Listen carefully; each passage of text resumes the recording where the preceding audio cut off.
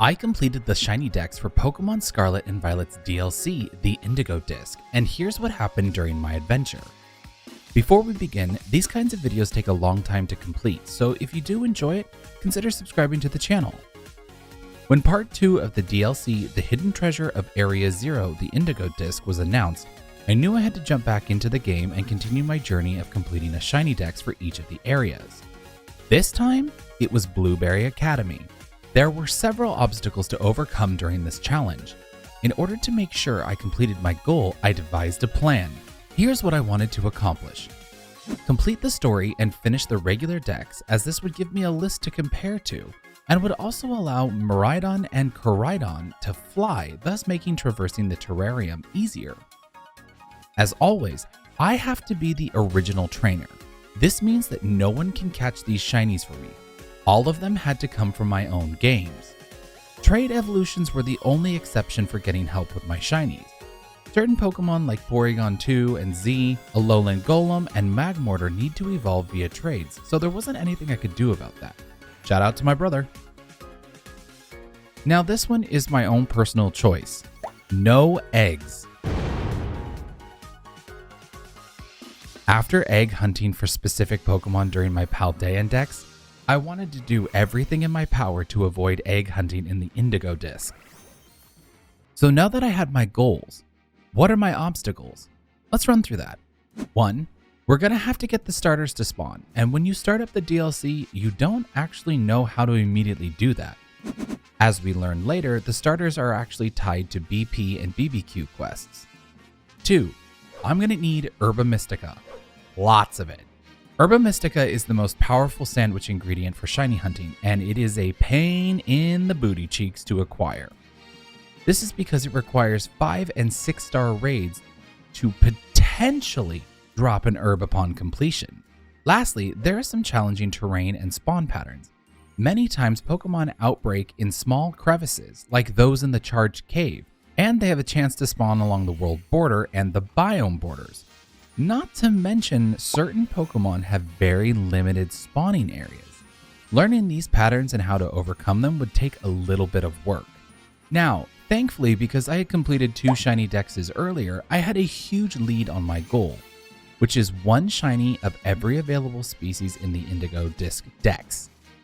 In total, I was bringing in 69 shiny Dex entries to the Indigo Disk. This means I had 173 shiny Pokemon left to catch.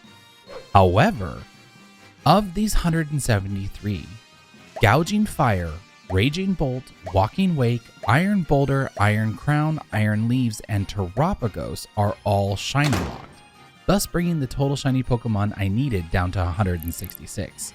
FYI, as I'm editing this, Pecharunt was just released, but it is shiny locked, so I'm not counting it for this video. First thing I had to do was get through the DLC story, which was easy enough, and as a reward for doing so, you get the ability to fly, which made this whole thing so much more doable. Literally one of the best game mechanics they've added in this generation. 10 out of 10. So now that the main story was completed, I was able to jump full time into shiny hunting mode. Looking back at my list, the first obstacle I had to overcome was getting enough BP to unlock the starter Pokemon and allow them to spawn within the terrarium. You need 12,000 BP to fully upgrade the biomes. Thankfully, I was able to call on people from my stream to join union rooms and complete the BBQs in order to make this possible. With the starter spawns unlocked, this means I now have a chance at them outbreaking, which would dramatically improve my odds of finding not 1, but 3 shinies because I needed 1 for every member of their evolutionary line. With the first problem solved, now everything is unlocked, but I would still need a way to ensure that I get the best chance at spawning a shiny. This is done through the use of sandwiches like Herba Mystica. Now, I don't know about you, but constantly raiding and checking for Herba Mystica drops isn't really my idea of a good time. But unexpectedly, Game Freak gave us an alternative method for using herba sandwiches, and it comes in the form of a meal offered from the cafeteria in the Blueberry Academy. This meal was the key to so many of my shiny Pokemon. An Academy meal plus outbreak hunting can result in very fast shiny hunting, and can even give you a better chance at encountering a shiny Pokemon you weren't even looking for. Now, here's where things get a bit tricky. When it comes to the terrain, it can greatly affect how Pokemon spawns appear. Not only that, it can just straight up limit their availability at all, as there are Pokemon that spawn in very specific spots on the map and nowhere else. In addition, some Pokemon have major limitations on how visible their shiny forms can be. Let me give you a couple examples. Plusle and Minun, the two Pika clones, appear in the charged cave. There are two issues within the cave that make their shinies even more difficult to see. Plusle's shiny is a slightly darker red tone, and the cave is filled with shadows that make it difficult to see whether or not the one standing right in front of you is a shiny. Minun, on the contrary, is affected by the yellow light from the electric webs. Minun's shiny is a beautiful mint green, and its regular color is a nice blue. But what happens when you put the yellow light from the webs on the blue color?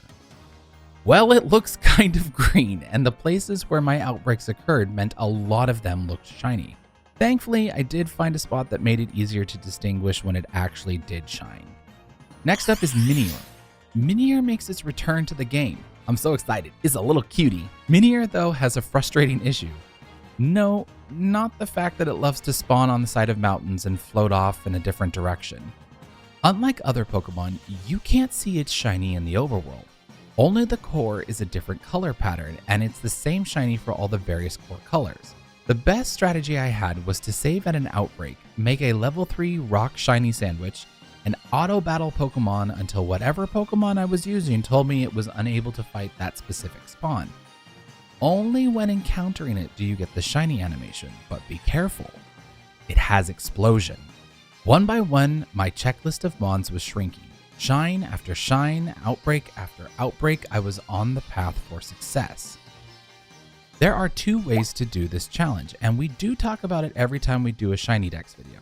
The first way, which I am doing for this video, is one shiny of every available species. The second way is a shiny of every form and gender difference. As I always say, you usually end up getting a mix of both goals. The latter is a long-term goal of mine, but for the purpose of this video, I'm going for the former. There are occasionally some exceptions. Take, for example, both forms of Meowstic. They both outbreak and they're super easy to grab. Sometimes I chose to go for all the forms, as was the case with Alchemy. I got all 63 shiny forms. There's a video on that if you want to watch it.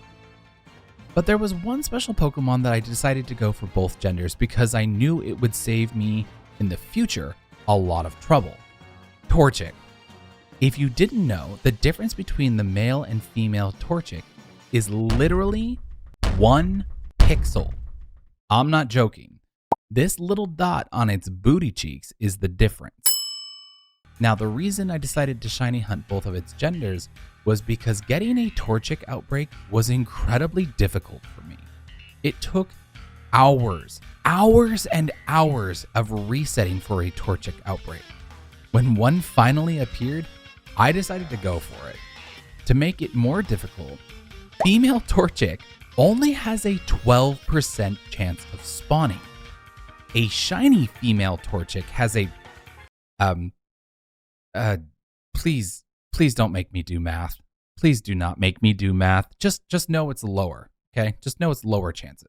It took me 18 hours and several shiny male encounters, but I eventually did get 3 female shiny Torchic. Check one off the list for future me. After a month of constantly playing, I was down to my final line of Pokemon.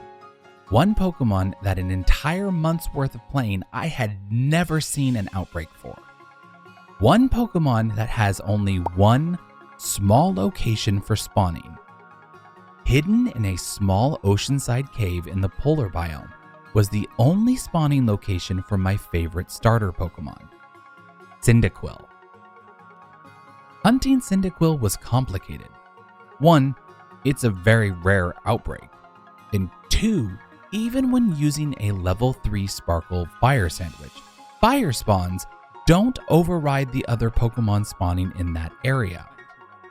There's a specific strategy you have to do to ensure you get the best chance at spawning a shiny, and here's how you do it. The best thing you can do is make a level 3 shiny sandwich for fire types, then go down into the cave and clear out all the Pokemon. Once you do that, stand near the exit and enter synchronization mode with your lead Pokemon. Once you do that, take your Pokemon outside the cave and begin defeating the Pokemon outside. Every time you do this, it gives Cyndaquil a chance at spawning inside the cave. Just be aware though, in this mode, you can defeat any shiny Pokemon you encounter. I just killed a shiny Oshawott. I ended up knocking out a shiny Solosis and a shiny Oshawott during my process. 2 days and several attempts later, the final shiny Cyndaquil I needed spawned. Yes! Yes, I'm done! Oh my god! Oh my god, I'm done. I'm done. I just have to catch it. I just have to catch it.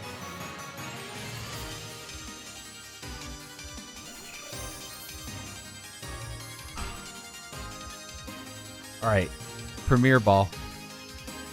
Premier Ball, last one for the Dex. There we go. Oh, now I just have to evolve and I'm done. All that was left was to evolve the line and organize my boxes.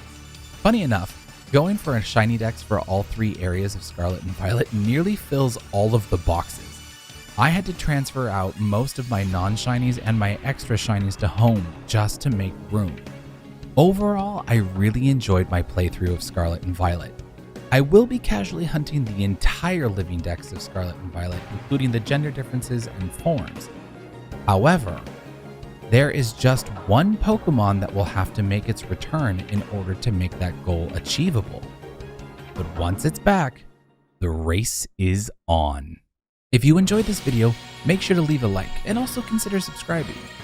If you want, you can always check me out on all my other social media platforms that'll all be linked below. I'll see you guys in the next video. Later!